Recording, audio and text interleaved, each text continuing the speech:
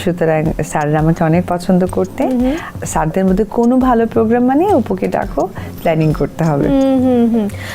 ওটা স্কুল না, ওটা কলেজ ফাঁকি দিয়ে গিয়েছে। তো ওই জায়গা থেকে আমরা সিএনজি বলে, সিএনজি করে, যেটাকে বেবি ট্যাক্সি বলতো একটা সময়, তো ওইটাতে করে আমরা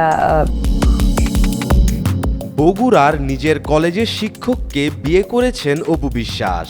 এতদিন অপুর দ্বিতীয় স্বামীর সঠিক কোনো পরিচয় পাওয়া যায়নি, তবে এবার নিজের মুখেই দ্বিতীয় স্বামীর সাথে প্রেমের গল্প খুলে বললেন এই ঢালিউড কুইন। মানে আমার কাকা আমাকে আনতে যেতেন সবসময়, কাকা জানতে পারেনি, বাট আমার কাছে খুব গিল্টি ফিল হচ্ছিল, কারণ আমি তো তাদের কাছে কখনো কোনো কিছু আড়াল করতাম না।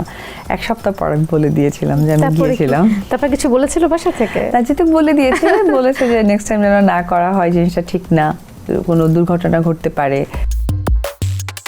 অপু বিশ্বাসকে প্রশ্ন করা হয়, আপনি একজন নায়িকা হয়ে এতদিন পর কেন অতীতের সেই কলেজ শিক্ষককে বিয়ে করতে গেলেন? কখনো কি কলেজের বন্ধুদেরকে বিয়ে করার চিন্তা মাথায় আসেনি?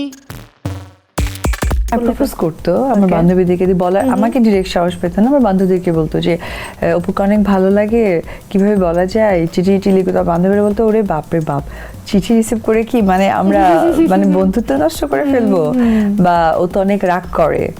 তো ওই জায়গা থেকে আমার কখনো প্রেম হয়নি, পছন্দ অনেকে হয়তো করতেন। আমি জানি না ঘটনাটি কতটা সত্য, তবে কলেজ শিক্ষককে বিয়ে করা দোষের কিছু না।